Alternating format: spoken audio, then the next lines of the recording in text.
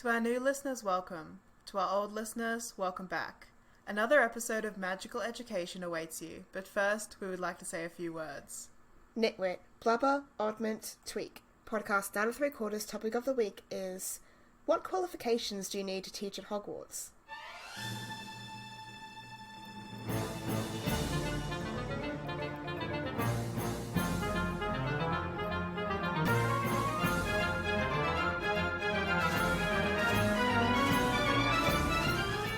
Hey there listeners, I'm Jem. And I'm Reeah, and today we're talking about what it actually takes to be a professor at Hogwarts. Not much. Not a lot. No. I started off by looking at what it takes to be a Muggle teacher. Do we want to start there before we jump into Hogwarts teachers? Yes, please. Okay. So I looked, this is like specifically the teaching requirements to teach in Australia because, I don't know, I just do all my research based on Australia. Why don't you do it UK based? Because the books are set in the UK. This happens every time. I know. The podcast that we do is set in Australia because that's where we live. I mean, look, Commonwealth country, it's basically the same. Yeah. It's harder to research, like, laws and social norms in a country that I was not raised in. Like, it's easier to talk about what's standard in Australia because I have experience with it, and then try and just relate that to a fictional place that's just not real. It doesn't matter. Hogwarts isn't real. Sure. Anyway, to be a teacher in Australia requires a minimum of 4 years of higher education. So the standard Bachelor of Education is a 4-year program, but you can also do 3 years in any sort of regular degree, and then 1 year of post-grad education. So you can do like 3 years of, I don't know, communication and media or whatever, and then do 1 year teaching and then become like a media teacher. Or like, science or English, whatever. Yes, whatever. Any degree you like.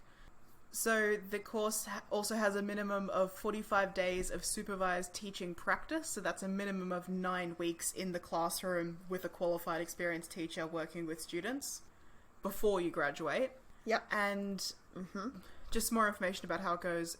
You can either specialise in early education to work with really young children, specialise in multiple subjects, which is needed to be like a high school teacher or...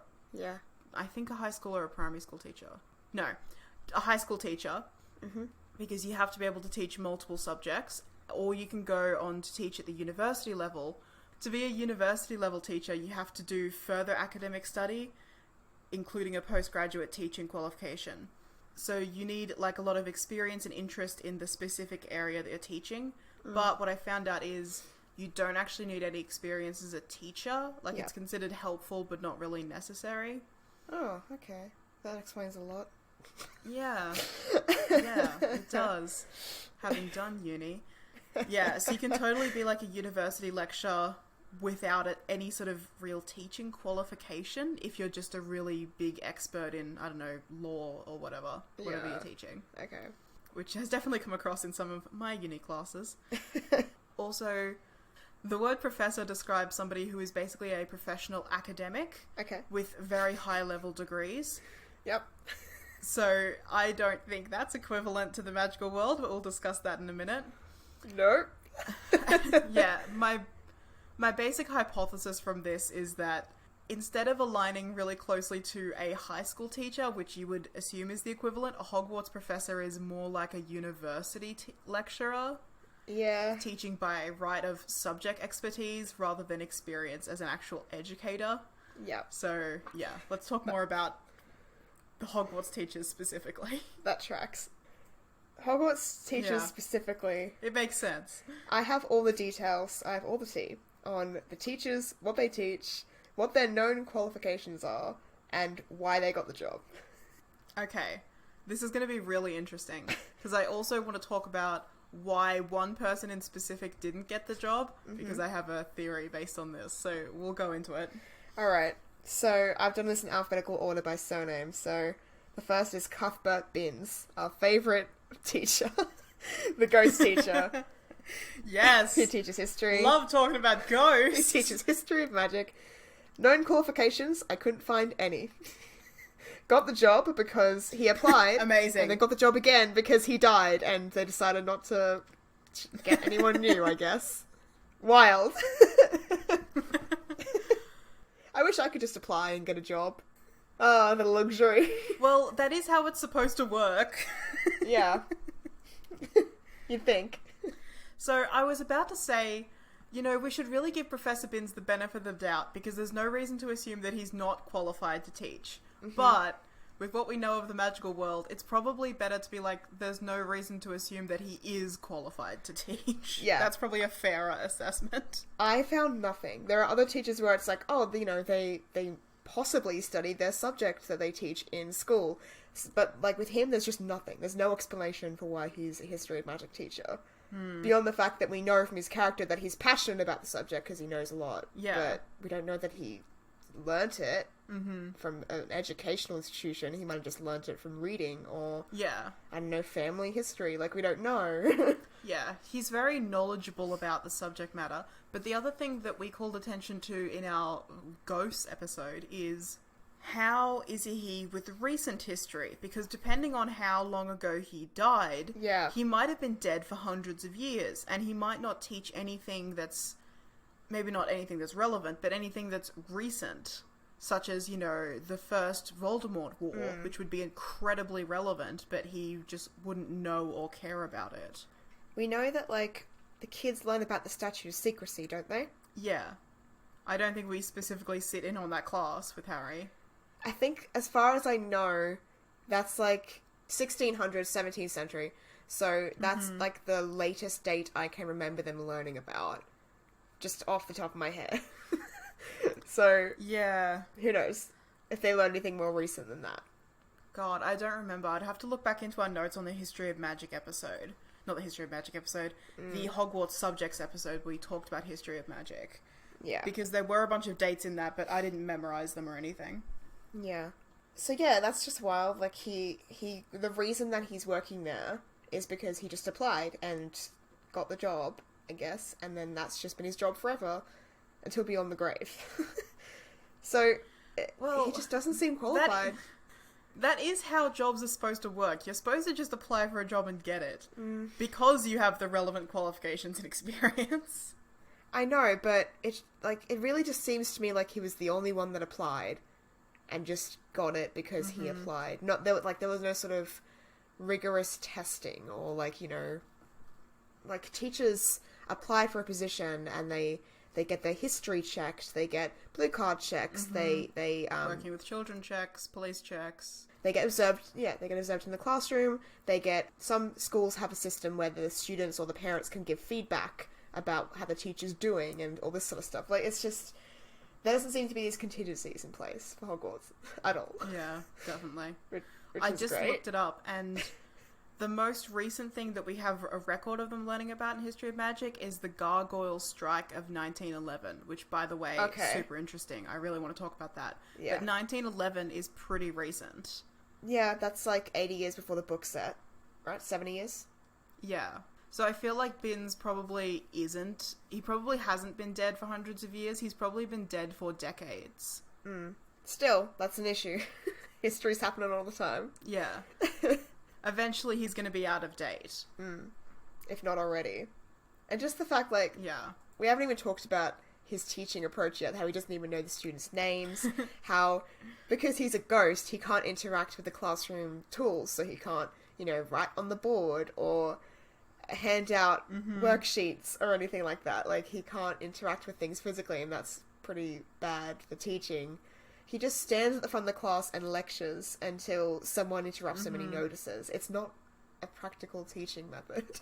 It's like how most university lectures It's not even like... Yeah. Some university lecturers get up in front of the class and just start lecturing. But usually they do it with written notes on the projector or the blackboard or something with them. So you can at least write down some of what they're saying, follow their notes, blah, blah, blah. But Binns actually can't write anything down. So you have to just listen to what he's saying. And if you can't keep up with what he's saying, because people tend to talk faster than you can write, you're just missing information constantly. Imagine being a student who isn't a verbal linguistic learner as well. So you're not an auditory learner. You go off what you see. So you need things that are written down, or you need things that are explained to you through examples and metaphors, and he just doesn't do that. Like, imagine being a student that can't write quickly, or has dyslexia and can't write very well, or anything like that. Just... Yeah. You're fucked. Like... Someone with, like, auditory processing issues. Yeah. Like, I know people who hear things and can't comprehend it straight away. Like, they need a few seconds to think about what they just heard before they can respond to it. So that makes Bin's teaching method impossible, because by the time you figured out the first sentence he said, he's on to his fourth sentence, and you haven't had time to process it, never mind translate it into your brain and then write it down. It just makes the whole thing impossible. It's an impractical teacher, and he should be fired. Yeah. He's not qualified. Anyway, is that the point of this episode? I think we're just going... I don't know, we're checking them off. The next I have on the list We're just talking about the teachers. The next I have on the list is Charity Burbidge. She's Muggle Studies teacher for a while. So... Yeah, hero. The qualifications that I found is that likely she did her Owls and Newts with Muggle Studies and got good results. There's always the word likely. It's never confirmed. Like, except for a few teachers that is like, they definitely did this in their Owls and Newts. But, like, it's just fucking give me an answer. Mm-hmm. And that she may have done Muggle arts and music, and that she got the job because there was an open spot that needed filling. Again. God, the simplicity. There was an open spot that needed filling. Weird. It's just odd. It's just odd. The way it's phrased is odd. It's weird to me. Like, it'd be fine if it was just a regular public school, but this is the one school of magic in the UK. It's quite a prestigious school. It's a historic school. It's a private boarding school. It really seems to me like the teachers that teach there should be absolute experts in their field. Mm-hmm. Like, it really seems like that should be the case. These are people responsible for the only magical education that these students are going to get in 4 different countries in one place. Like, it's very important that the people who teach there are really up to scratch. Yeah. And just the way that, like, a lot of it's phrased and that, oh, there was an open position or they just applied. It seems very flippant and I don't like it. I don't think it's good enough. Like, okay. I'm sure Charity Burbidge is fine and there's no evidence to say that she isn't. I don't like the phrasing of this particular thing, and it happens with most of the teachers. Yeah. This is something that we'll talk about later in the episode, but my research basically got into what we know about the educational system in the wizarding world and what that implies about wizarding society on a larger scale. And you would assume that Hogwarts being, you know, such a prestigious institution and such a huge part of magical society, being the only main educational institution in, like you said, multiple countries, you would assume that it's a very prestigious position to be teaching at Hogwarts, and lots of people are vying for those positions and it's very hard to get in. But on the flip side, if there's only one school and there's only like a dozen different teaching jobs there, how many people actually try to become teachers? Maybe it's not an issue of demand, it's an issue of supply. How many people go through the amount of work that you would need to become a teacher and also have the interest in becoming a teacher? Maybe there's just not a lot of people who are willing to become Hogwarts professors. And that's why it's like, well, you know, we had a job opening and this person applied for it. I mean, that's definitely the case, the DADA teacher. But I think that it should really be a case, considering some of the standards of the teachers that are teaching there. If I was going to that school and I'm just like, you know, a motivated person, I would be like, fuck, I could be doing a better job than this idiot. Like, yeah. Like, you know, I would kind of be motivated to get their job because they're just not up to scratch. You sucked. Look, like, frankly, I felt that way about some of the teachers in our high school, but then that didn't drive me to go on and become a high school teacher. But that said, it did go on and drive some of my friends to become high school teachers. So who knows? Exactly. It's not everyone, but I think it's enough people where it could have been a phenomenon that happened. But yeah, I really think it's just, there seems to be a thing at Hogwarts where it's like, if you have the job, you have it till you die and then some. So maybe it is like sealed. Yeah. Fucking tenured, all of them. The next is Albus Dumbledore. He was a former Transfiguration teacher and then eventual headmaster. So, wild that Dumbledore was the third person on your list. Like, you didn't start with him. Alphabetical. So, I know, but still. We know from learning about Dumbledore's history that he got top Owls and Newts, that he was like an amazing student. Yeah. And that he got the job because basically he was a protege and he asked for the job. Everyone was obsessed with Albus Dumbledore. They were like, he's going to be the next Minister for Magic. So when he wasn't interested in politics and he's like, I want to work at Hogwarts, they're like, oh, fuck, yes, of course, come work at Hogwarts. Yeah. Basically, something that's going to factor into what I'm going to say later. We also know that he studied alchemy with Nicholas Flamel, and I kind of interpreted that as to like a mentorship / apprenticeship type thing. So there's the implication that he did do further study after leaving Hogwarts. He didn't go straight from student to teacher. Yeah. But then again, that wasn't study in Transfiguration, which is what he taught. He was studying alchemy. Yes, but it was further study of some kind. He could have done 3 years of alchemy and then 1 year of a regular teaching thing, and he would have been qualified to teach in Australia, which is where Hogwarts is. He would have. We don't really see much of what Dumbledore's like in as a teacher in terms of mannerisms beyond what we see in Fantastic Beasts. Mm-hmm. However, like, you know, it's whether or not you consider that canon. I don't really put much weight on it. He's the defense against the dark arts teacher. Yeah, it's fucking stupid.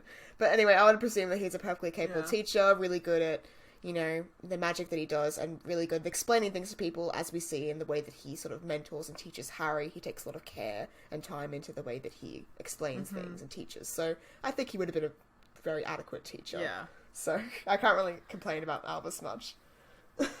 Yeah, no, I'm definitely willing to give him the benefit of the doubt. I think something that I assume Dumbledore does well is that thing that teachers do where they give you enough information for you to figure it out on your own. Like, they're developing your reasoning and learning skills by not just handing you everything on a plate. Yeah. I think he's the sort of teacher who does that. And also, we know that he's the sort of teacher that knows the kind of natures and personalities of the students that he's teaching, because that's evident in the series. He knows that, you know, Hermione loves books and is a more of a reading, learning student. He knows that Harry needs to learn things practically and independently. He knows that Tom Riddle was a psychopath. Mm-hmm. He knows a lot of things about the teachers that he teaches. They're not just a homogenous group to him. He knows them personally as well.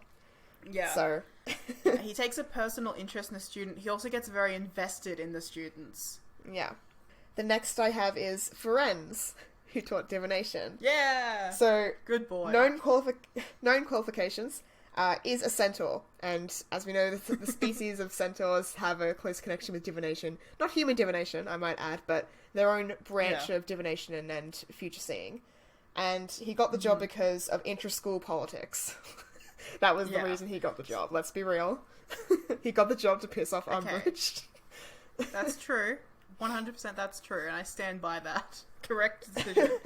But we don't know much about centaur society. They may have a formal educational system, but I'm going to say, to the best of our knowledge, he has no formal education or qualifications to be a teacher.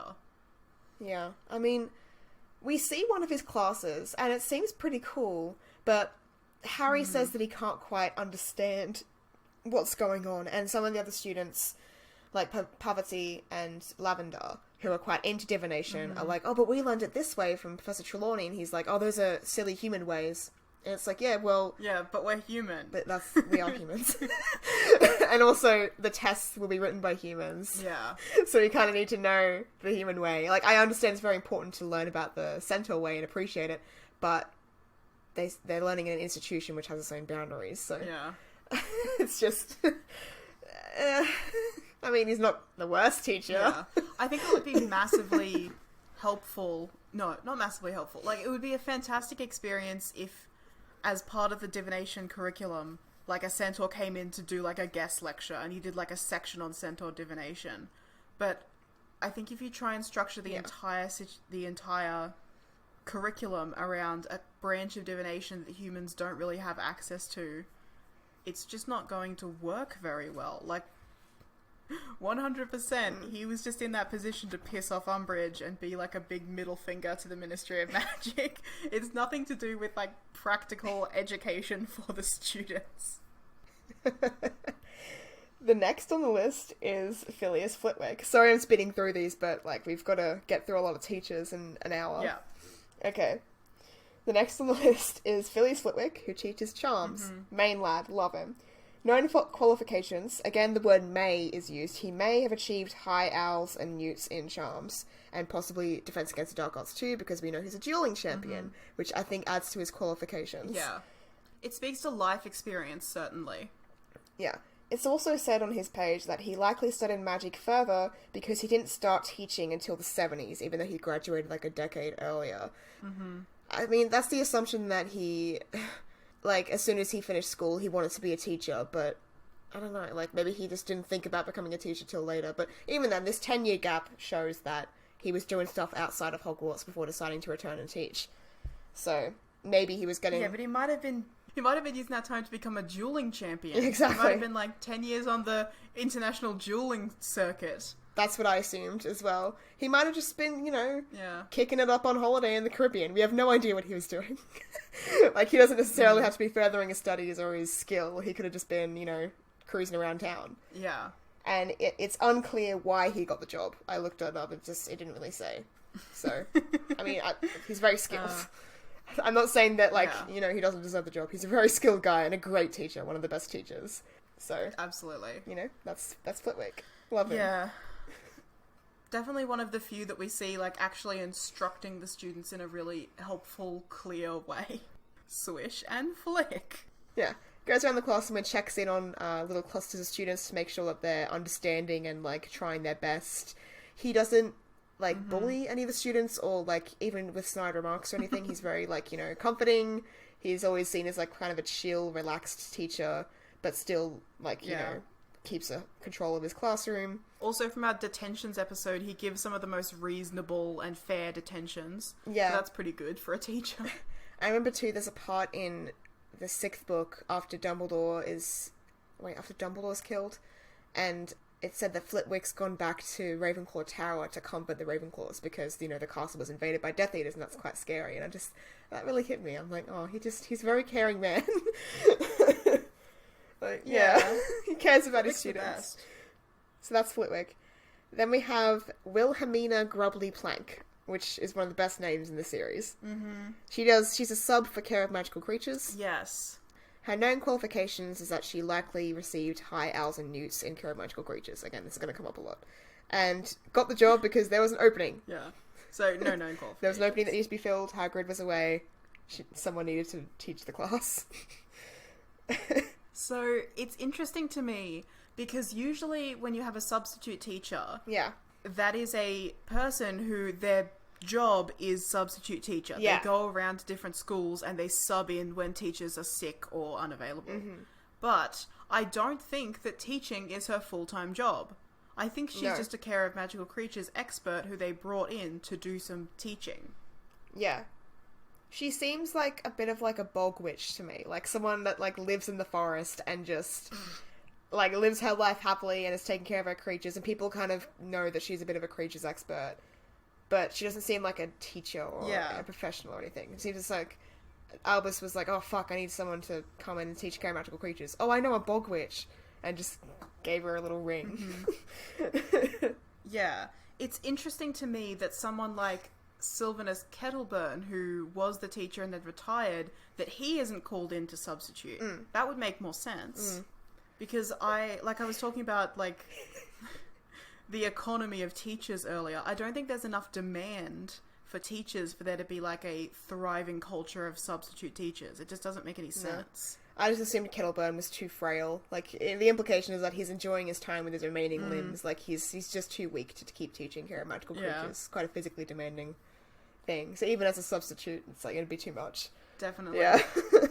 Speaking of Care of Magical Creatures, our next teacher is Rubius Hagrid. So... the boy! His known qualifications, he doesn't have any educational qualifications. His known qualifications is that he's good with creatures, and he got the job because he's a good bloke. Or out of pity, I guess. It's kind of a mix of both. Yeah, it's kind of more like Dumbledore wanted to add another person onto his teaching staff who he knew was absolutely loyal to him. Yeah, and he also knew that Hagrid knew about the creatures and was very good at, like, you know, taking care of them, but that's where it ends. Hagrid's not a good teacher. Yeah. He shouldn't have been given the job. Absolutely not. There's a big difference between having a lot of knowledge about a particular subject area and being able to manage a classroom full of teenagers. Yeah. They're just completely different skill sets. And this is where I got derailed, because I know the topic of this episode is like, you know, what qualifications do you need at Hogwarts? I started looking at that as, do you need any qualifications? And immediately I was like, no, because Hagrid. Because Hagrid didn't even get his, you know, the equivalent of a high school certificate. Yeah. He didn't even graduate high school. He has no qualifications. So obviously there's no requirements for qualifications. And then I started going off onto a different research tangent of what that means, and I didn't cycle back around. So what was your tangent? What conclusion did you come to? Well, I started looking into magical higher education and how people get the skills that they need to function in the world as adults. And I want to talk about that, but I think we'll talk about that at the end of the episode. Let's go through the teachers first. Alright. Next on the list is Milanda Hooch, who's the flying instructor.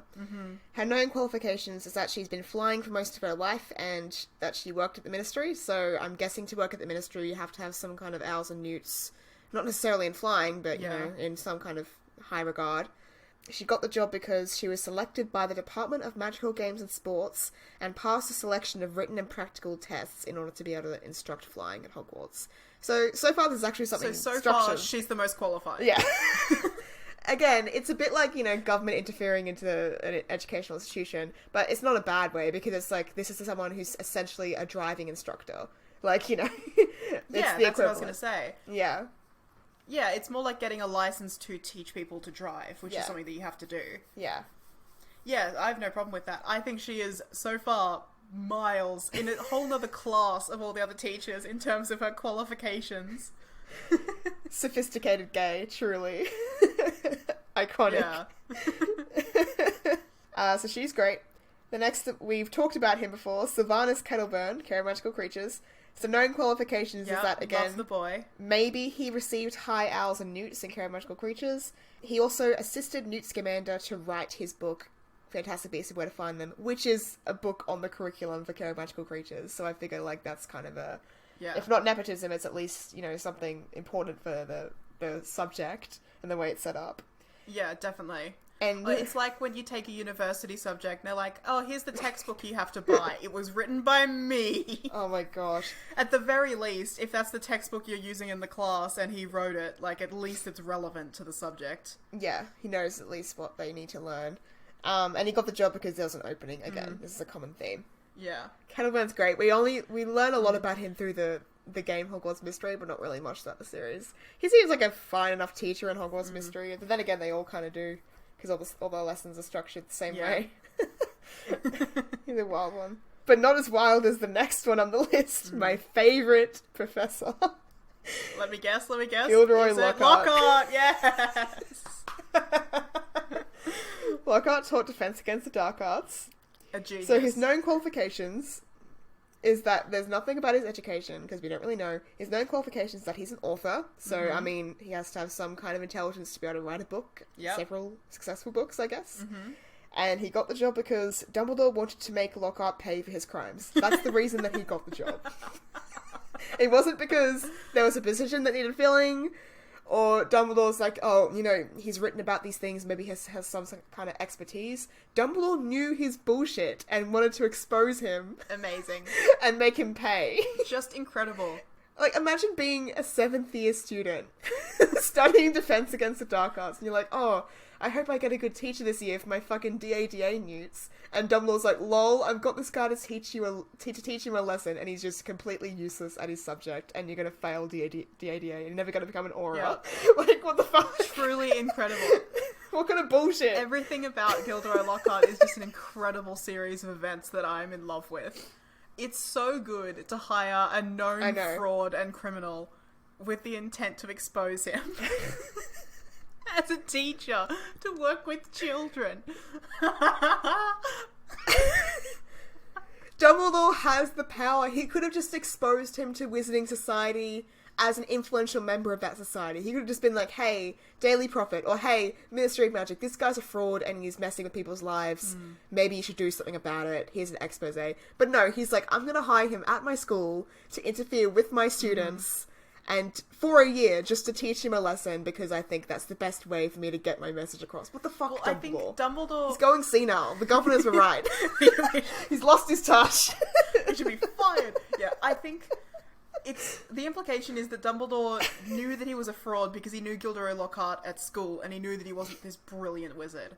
But he didn't know how he was lying about the things that he was lying about. So he's like, No, he knew... I looked it up. He knew? Dumbledore tried to get... Yeah, so this is what happened. Dumbledore tried to get into contact with one of the people because he was reading a Gilderoy Lockhart book and he's like, this sounds like something that my friend did. And so he tried to get into contact with them to be like, hey, did you ever come into contact with this man? This sounds like something that you did. And they had no memory of it. And so Dumbledore put two and two together and realised that Gilderoy Lockhart was wiping the memories of influential people and taking their stories and claiming them on his own and being a fraud. And Dumbledore's like, the best way that I can deal with this is to hire him as the DAD professor because one, no people are applying, and two, because I think it's the best way to teach him a lesson and expose him as a fraud. It was to teach him a lesson because I always assumed that... It boggles the mind. I always assumed that Dumbledore was like, I know that he's lying, but I don't know specifically what he's lying about. So if I get him up in front of a classroom full of students... Even that's bad enough. I know. If I get him in front of a classroom of students and he has to demonstrate his knowledge of Defense Against the Dark Arts, he won't be able to because he doesn't have that knowledge. He doesn't have those skills. And through that, somehow I'll find a way to expose him. But no, he straight up knew what was going on the whole time. And he could have just been like, hey everyone, this guy's using Obliviate. To steal people's accomplishments, but he didn't. He could have just written to the Daily Prophet and done an expose on him. Fuck, Dumbledore, why? Exactly. He should be fired. Dumbledore is not capable of running a school. He's lost his touch. Malfoy was right. He's incompetent. School's really gone to the dogs. Fuck, Dumbledore, okay. I love it. It's ridiculous. So, one of the qualifications, listeners, that you need to teach at Hogwarts is to be a criminal that needs a lesson taught to them. On to our next teacher. Remus Lupin, also Defense Against the Dark Arts. Okay. Known qualifications is that he was good at Defense Against the Dark Arts and dueling. We don't know what his marks were specifically, whether he got high owls or not, because his education was kind of interrupted by the war and all this sort of stuff. And it's just never mentioned. We know that he also has a specific and personal knowledge of dark creatures, because he's a werewolf.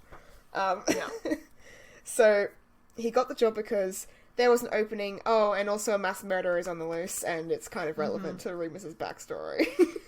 And Dumbledore knows this and wants to keep him close, I guess. Yeah. Dumbledore's like, I know Sirius is coming for Harry, so I'm going to bring in someone who knew Sirius really well and hope that somehow this all comes to a head. Putting all the pieces in place, not really knowing where they're going to go yet, but they're all on the board at least. Yeah. They'll connect themselves in time. Playing an elaborate game of Connect 4 with, the fucking staff that he has. Oh god, Dumbledore's a mess. So, he is less of a theory and more of a personal headcanon for Remus Lupin. So we know that prior to attending Hogwarts, there's no wizarding primary school. How wizards get their early education is either they attend a muggle school, if they're muggle-born or half-blood or whatever, or they get homeschooled by their parents. And that's how they learn how to read and write and count and get the basic skills. So what I always kind of had this thought about what Remus Lupin is doing is that he basically travels around and homeschools people, young kids. So he's like, hey, I'll stay with or near this family for a time and I'll homeschool their, gaggle of 7 Weasley children. And he keeps that going for a month or two up until the people are like, hey, you keep getting sick all the time and it's kind of weird and you're fired. And then he just moves on to the next family. And that's how he's made his living, and then later things go really bad and he can't do that anymore because of the laws that Umbridge passes about how werewolves are allowed to, what jobs werewolves are allowed to have. None. Although I think that headcanon is very cute, I think it's definitely not even slightly a little bit true, because when Dumbledore offered Lupin the job, because there was an opening, Lupin said that he would only accept it on the condition that he would get regular wolfsbane potion. So he was so worried about the safety of the students that he might put them in by being a werewolf close to them, that he was like, no way, I'm not doing this unless I get wolfsbane potion. So I don't think that he would become a tutor, essentially, for students before they go to Hogwarts, because he's putting them at risk as a werewolf without wolfsbane potion. He can't brew it himself. But he wouldn't be living with them. You just said that he would live nearby them. Yeah. Nearby. I didn't mean, like, I'll be staying in the same castle with all of these children, like he would be at Hogwarts. I meant, like... Yeah. You know how, like, back in the day you would hire on a nanny or whatever? Yeah. I know exactly what you mean. That's still close enough that I think he would be worried about it. He's so worried about it that, like, you know, he's worried to get married and be near anyone. And look, fair enough. I don't think it's realistic. Yeah. He's so insecure and worried about it. Okay. I don't think he would be doing it. But I do like the idea that there are people who teach children, who, like, go around and do homeschooling for various families. Because I think that's a solid career choice for someone who's interested in early childhood education. Oh, yeah. I'd get in on that action. That's easy money. Yeah. Anyway. Alright, next on the list is the best teacher at Hogwarts, Minerva McGonagall. Yes! Without a doubt, she's the best teacher in all the series, the most consistent professional teacher. Mm-hmm. She teaches Transfiguration, of course. Yep. Her known qualifications. She got top owls and newts, she was head girl, a prefect, a winner of Transfiguration Today's Most Promising Newcomer Award, and she's an animagus. That is a lot to go on. Like, she's got a lot of qualifications. Yeah. She knows her subject matter. That's a lot of subject experience. Yeah. Subject expertise. Yeah. Not so much teaching experience, but, like, you know, we know that from the way that she teaches that she's quite fair and stern and, you know, hopes the best for her students, you know? Yeah. She got the job because she expressed interest and Hogwarts responded within hours with a job for her. The power. I wish that were me. Crazy. So she's like, I want to teach, and they're like, here's the position for you. Not like, here's a position, and she's like, oh, I'll take it.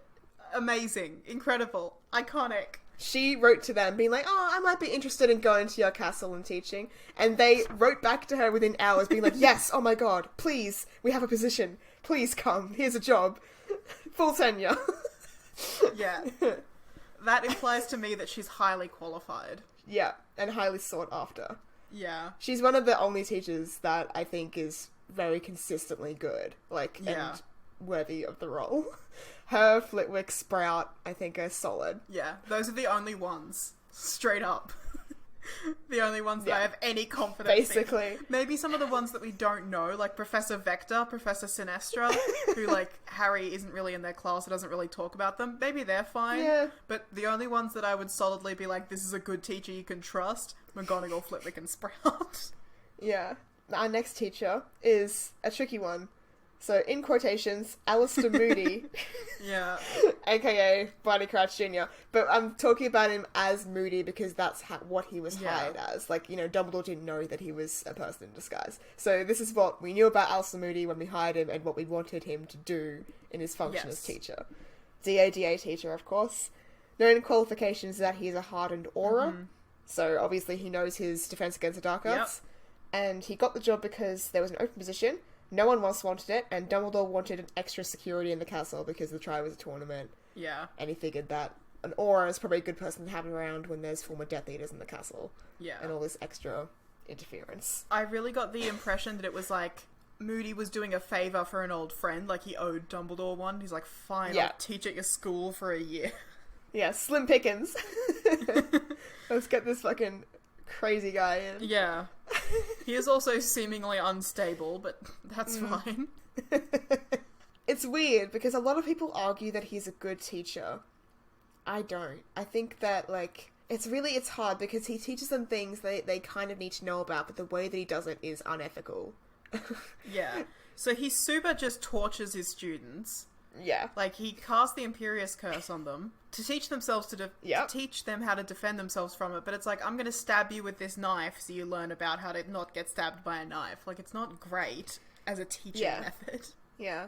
And he's also, because he's a Death Eater who's kind of a crazy maniac, he's also doing it to students that he knowingly knows their triggers. Like, he does the Cruciatus Curse example in front of Neville Longbottom because he took part in torturing Neville's parents with the Cruciatus Curse. And it's sort of like a sick, you know, like, sadistic power play for him. It's very... Yikes. Yeah, it's fucked. Yeah, it's not okay. No. I don't like it. I don't think he should be around children. Personal opinion. Oh, definitely not. Absolutely not. Barty Crouch should not be around children. He should be in prison or dead. Yeah. But Alistair Moody should also probably not be around children. Alistair Moody, I mean, sure, he's fine enough around children. I don't think he should be a teacher. Like, he's not really a sort of... Could you imagine, like, if you're, like, in Moody's class and you're like, oh, sir, I don't get it. Like... Could you imagine what he would say and do? He'd just be like, well, then you're dead. If you don't get this in the real world, you're dead. And that's it. And he would just describe your visceral death to you. Like, yeah. That's great. Yeah, show you a video of someone dying in a horrible way. Yikes. Yeah, no, he's not a good teacher. Speaking of not good teachers, next we have Quirinus Quirrell. Poor Quirrell. So he taught Muggle Studies and Defense Against the Dark Arts. His known qualifications. Yeah? I wouldn't assume that he was a bad teacher as a Muggle Studies teacher, I'm getting into that. Like, he might have been a fine teacher. Yeah. His known qualifications is that he probably scored high with his Owls and Newts in Muggle Studies, and maybe Defense Against the Dark Arts. I mean, like... It says in his bio that he always had he's got a knack for trolls. Yeah, it said that in his bio that he always had a passion for the dark arts, but was never really had the capacity to pursue it until, you know, his body was invaded by the Dark Lord. And he got the job because a job opened up in Muggle Studies, and then again with DADA. So he sort of got shifted around. Yeah. Yeah. Like, he might have been a great Muggle Studies teacher, we don't really know. What's interesting about him moving from the Muggle Studies position to the Defense Against the Dark Arts position is that when he started teaching in Defense Against the Dark Arts, he's the only one who has practical teaching experience. That's true. None of the others have practical teaching experience when they start their job. And assumedly, that's not a word. Yeah. And, like, I would assume that he didn't have that experience when he started in the Muggle Studies position. Yeah, he was a great teacher, except for the fact that he had Voldemort growing on the back of his head. Yeah, basically. He wasn't a bad teacher, as far as we know from the lessons that they learned in Defense Against Dark Arts in Book 1. Like, he was just sort of fine. Well, when Umbridge rolls up, she's like, he's the only teacher you had who followed the curriculum and taught you correctly. Except for Lupin. He taught them the curriculum. Well, no, because he just focused on all the magical creatures. I don't think he really taught them anything aside from creatures. He did like his own area of expertise rather than a more balanced curriculum. But the teachers decide the curriculum. So he set them a curriculum about dark creatures and specific things, and then that's what they learned at the end of the year in their test. That's what they needed to pass the year, so it worked. I guess. He had a plan, he structured it well, he executed it well, it was fine. All the students passed with flying colours. Like, that's a good teacher. He did his job. Yes, yeah. I'm not saying he's a bad teacher. I'm saying Umbridge said he was a bad teacher, and Umbridge is biased. Speaking of bias, our next teacher is Horace Doghorn. Potions professor.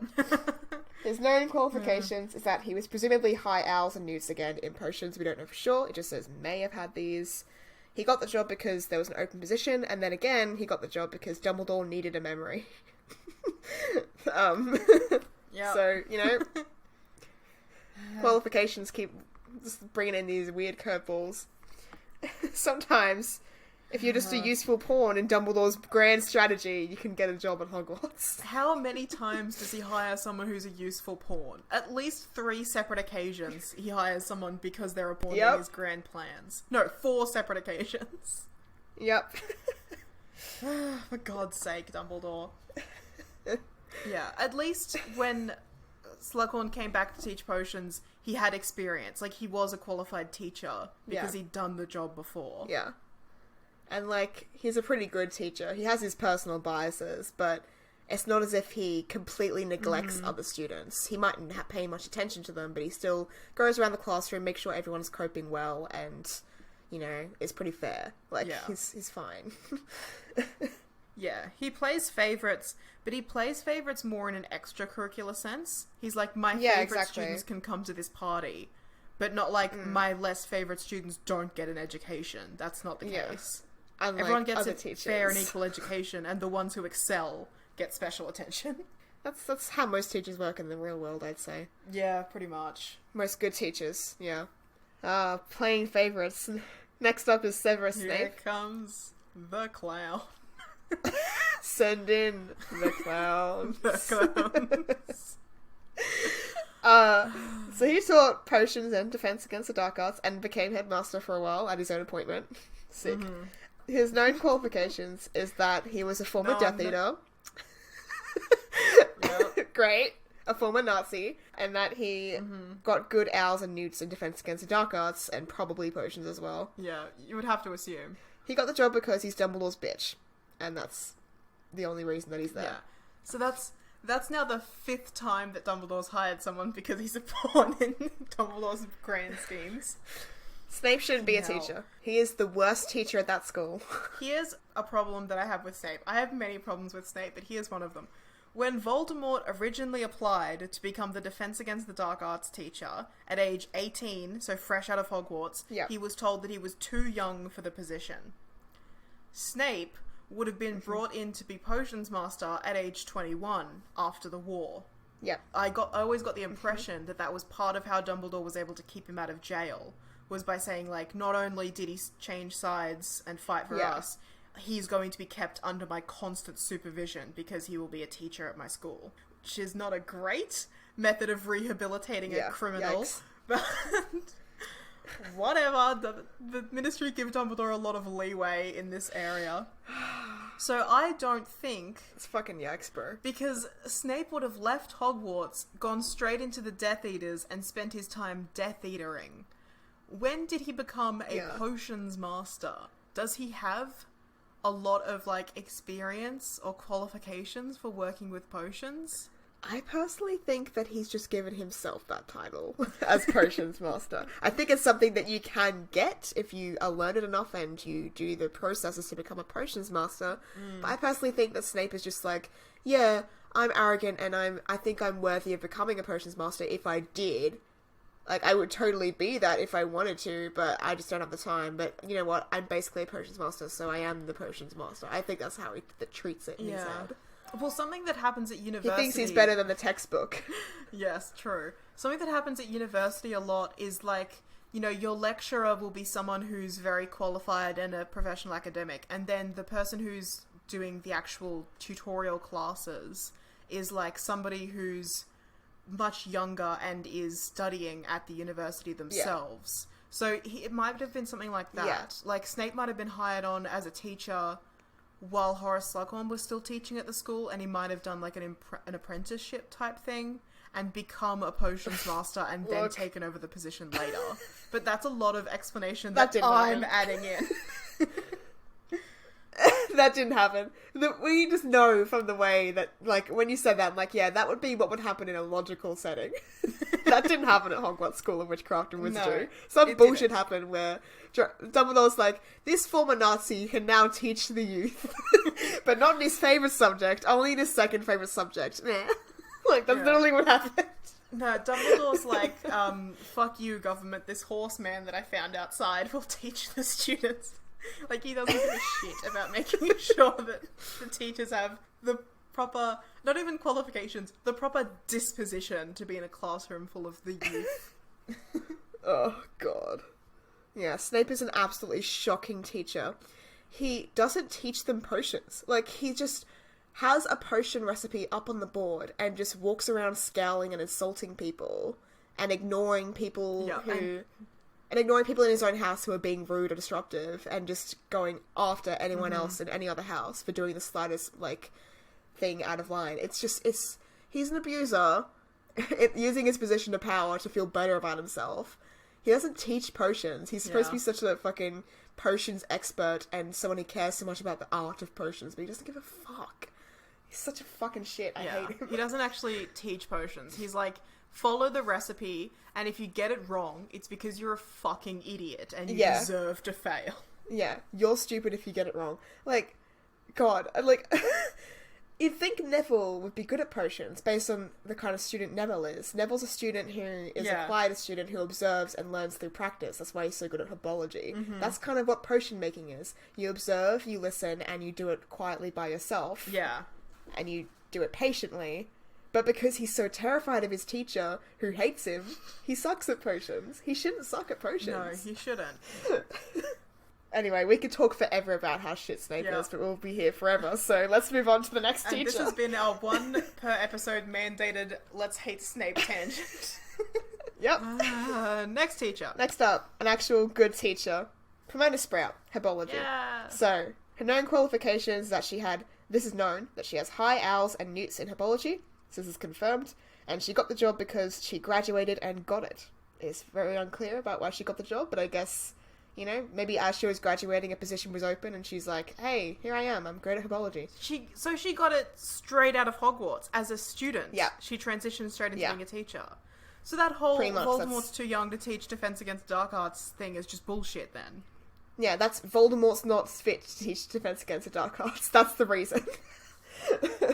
But that was Headmaster Dippet who said that to him, not Dumbledore. On Dumbledore's instruction. Headmaster Dippet thought that, oh yeah, I guess so. Headmaster Dippet was like, hey, Tom's asking for a job. And Dumbledore's like, I don't know, isn't he a bit young for the job? We need someone with a bit more experience. And Dippet's like, yeah, you're right, Dumbledore. Because everyone listens to Dumbledore about everything. Yeah, look, you're right. That's exactly how it happened. What am I even thinking of? I was a fool for considering another option. Yeah, that's not a standard. That's just Dumbledore being like, we can't have this crazy person teaching, and fair enough. He's right. But then again, he did hire a criminal to teach a lesson, so whatever. He hired multiple criminals to teach them a lesson. That's something that happened twice. He did that to Lockhart and Snape. Yep. 3 times. Oh, what was the third time? And Moody. No, he didn't hire Moody to teach him a lesson. Unintentionally. No, he did hire multiple criminals, but yeah. No, sorry. It was, the criminal thing. Yeah. He hired multiple criminals twice on purpose to teach them a lesson, and once by accident through his own incompetence. Truly the greatest headmaster and wizard of our time. Next up is Sybil Trelawny, Divination.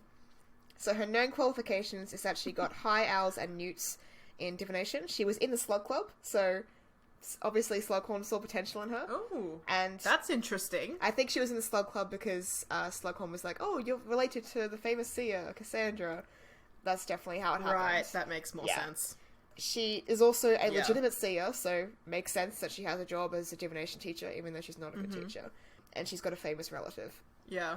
She got the job because Dumbledore wanted to protect her from Death Eaters. That's the reason she got the job. Yes. So is this now the 5th person that Dumbledore's hired because they're a pawn in his plans, or are we up to number 6 now? I feel like it's 6 now.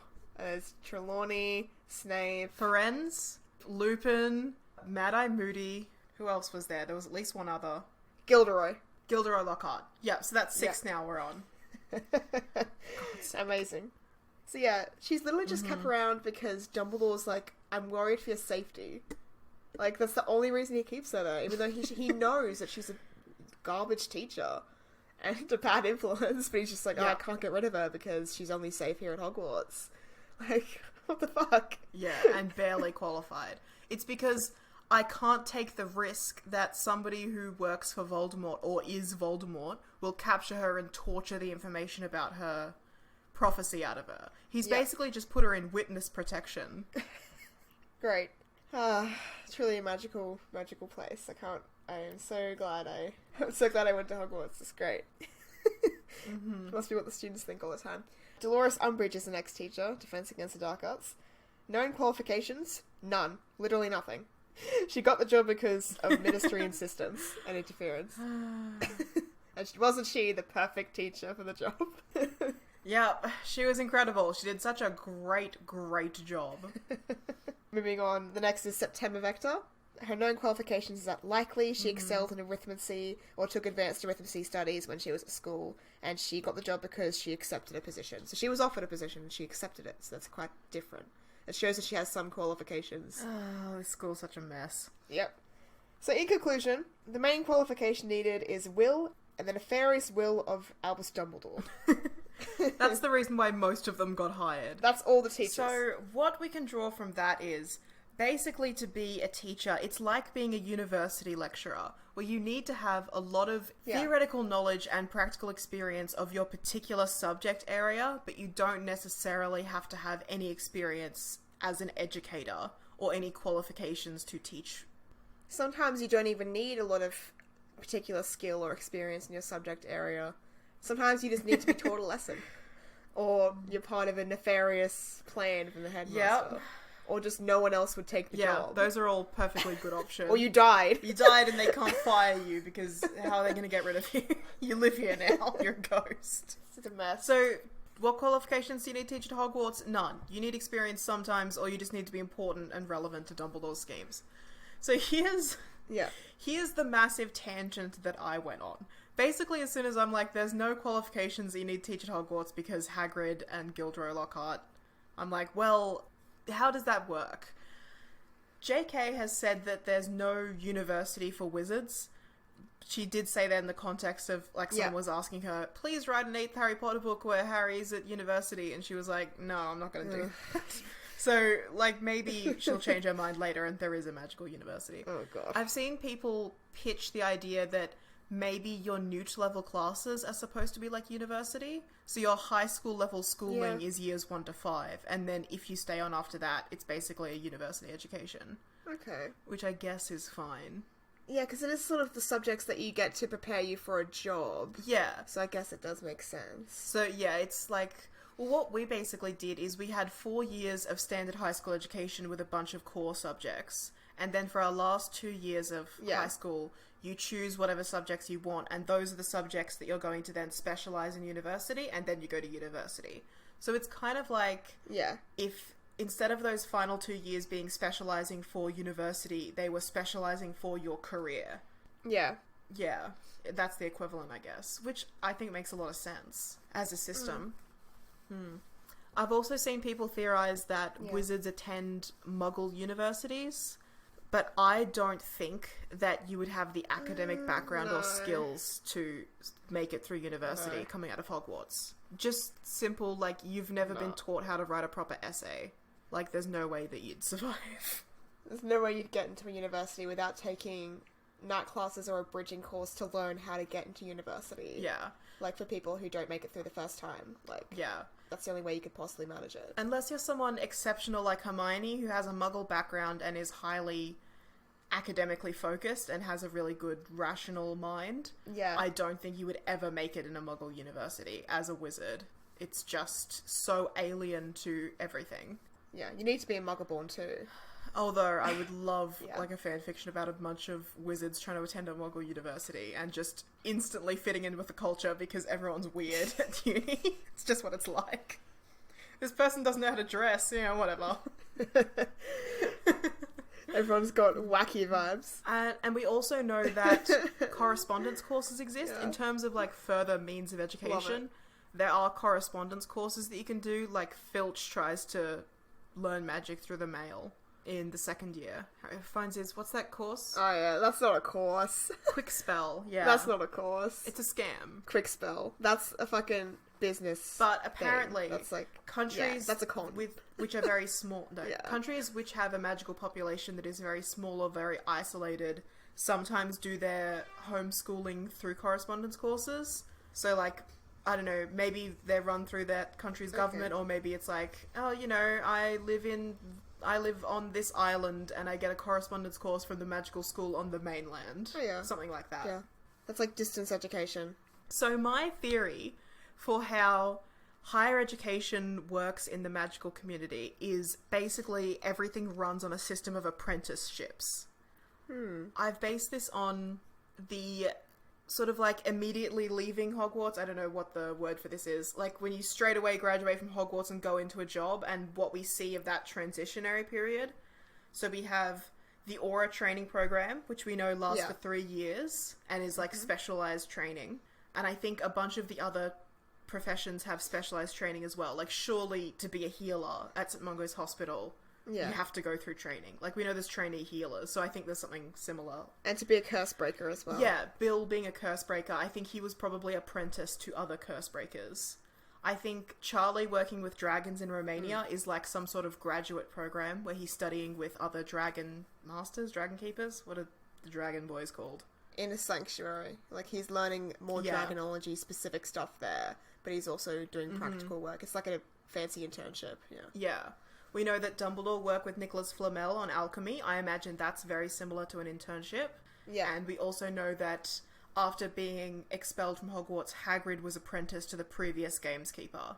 So I think it's a pretty fair assumption that pretty much you graduate Hogwarts and then you choose your profession of choice and you find somebody to mentor you. Yeah. And that's how you train to be your profession. Yeah.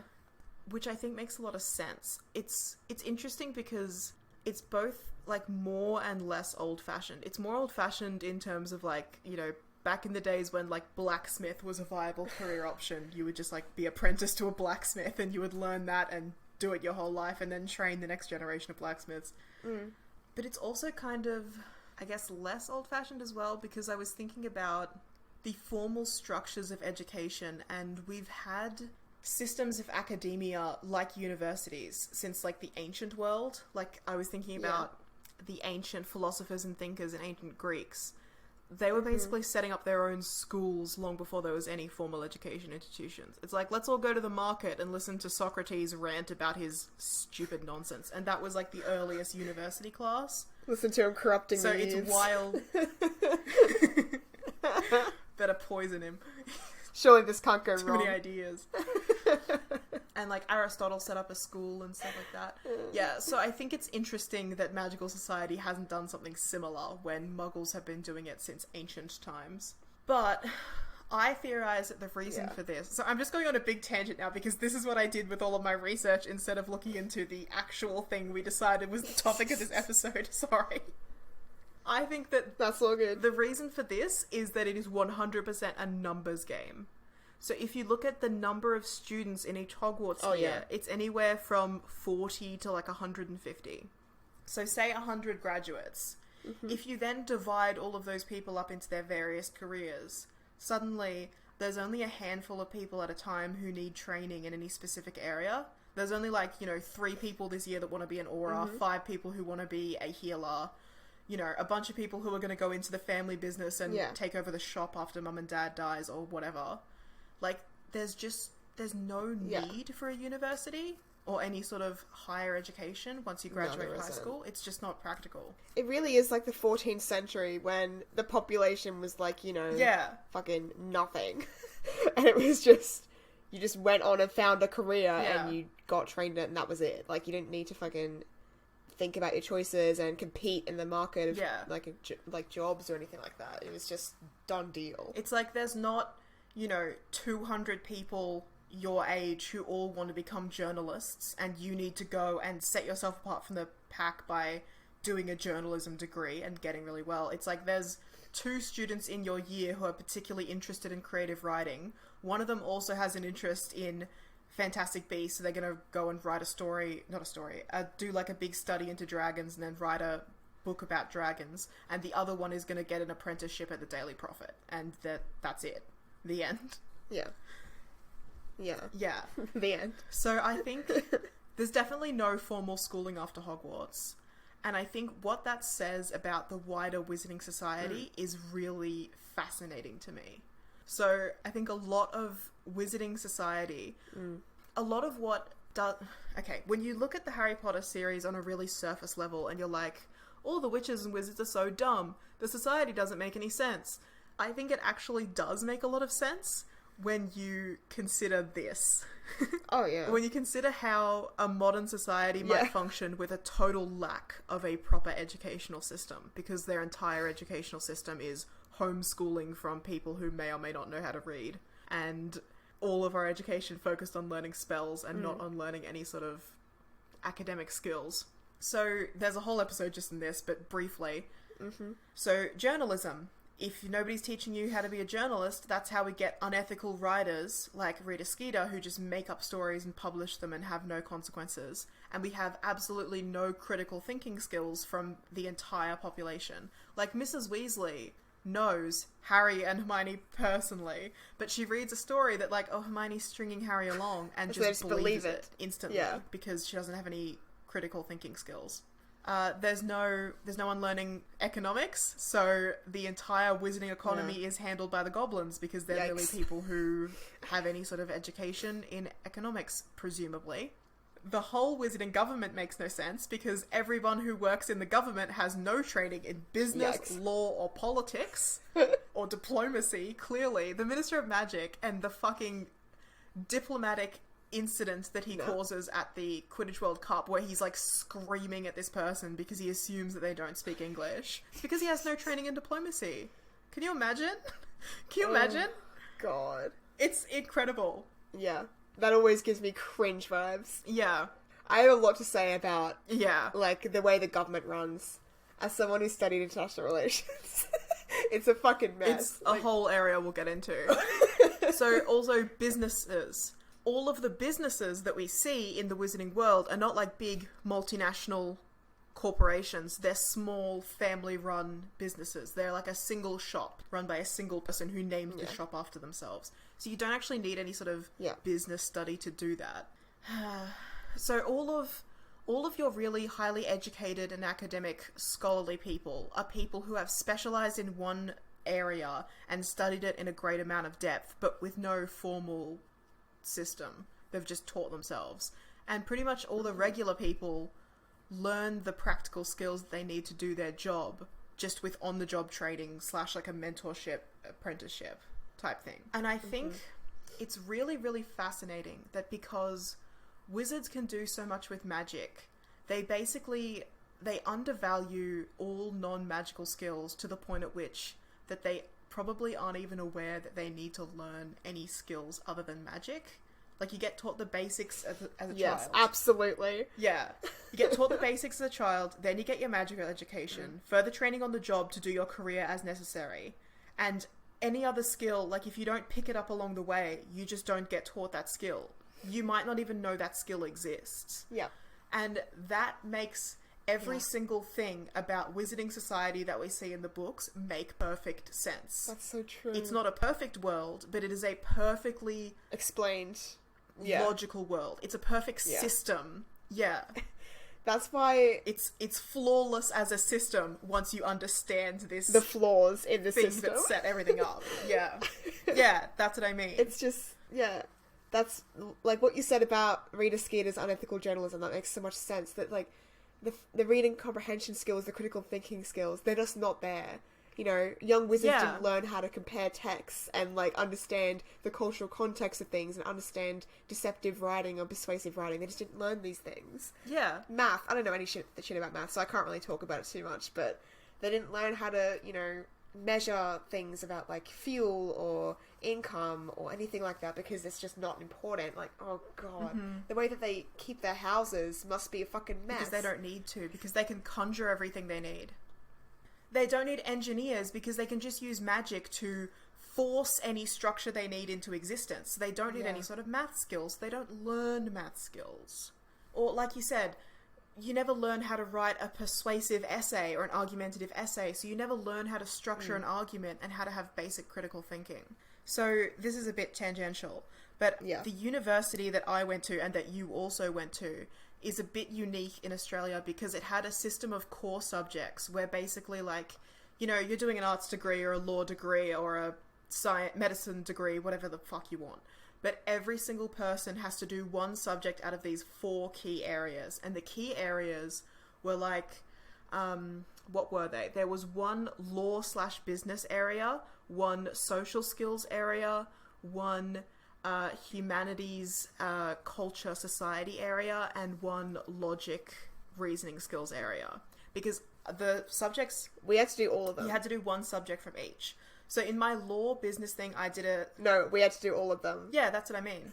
Yeah, so there's these 4 key areas, and we had to do one subject from each, and that was your core subjects that every single person had to do.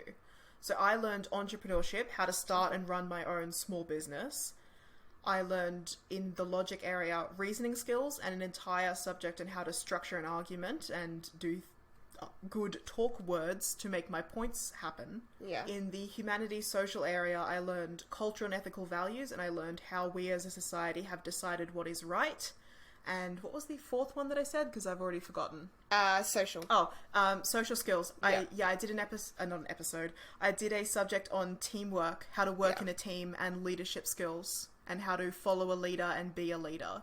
And those are the basic areas that this university had decided that every single one of their students need to get a minimum baseline education in to be a well-rounded adult in any field, no matter what.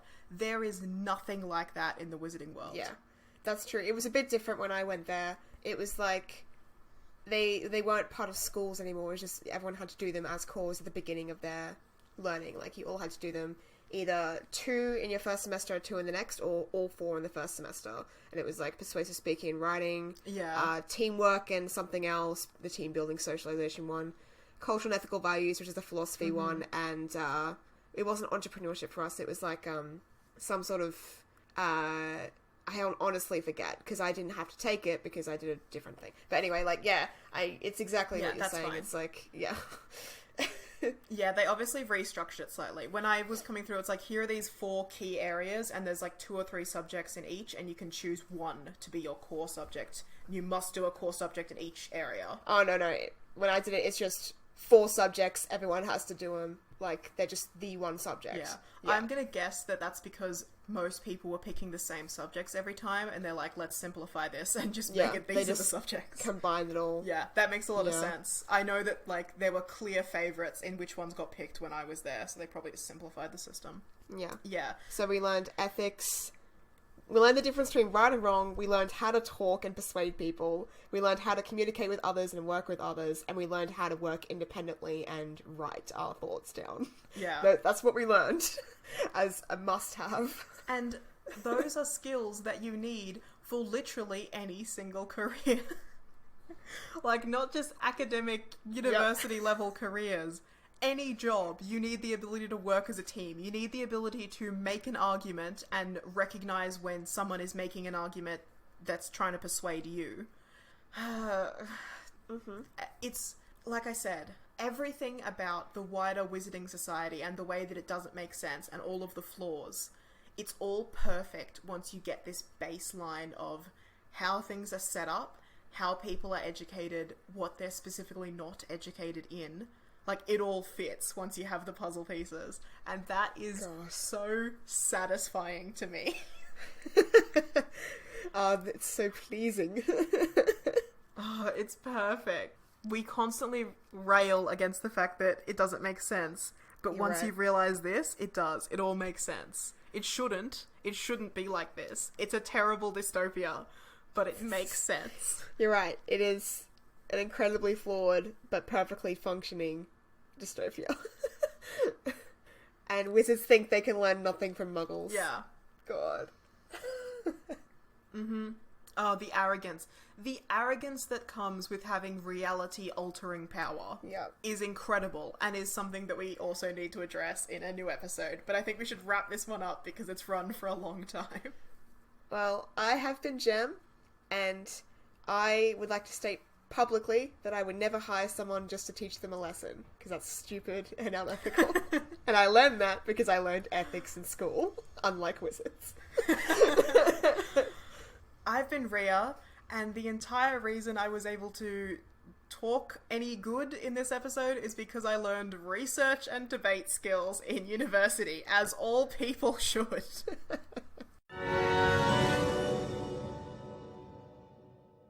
Thanks for listening. If you want to support us or get in touch, the links to our social media and Patreon are in the show notes. Please feel free to send us so many messages that we go mad and run away to a hut on a rock in the middle of the sea just to avoid them. You'll hear from us again in 2 weeks' time.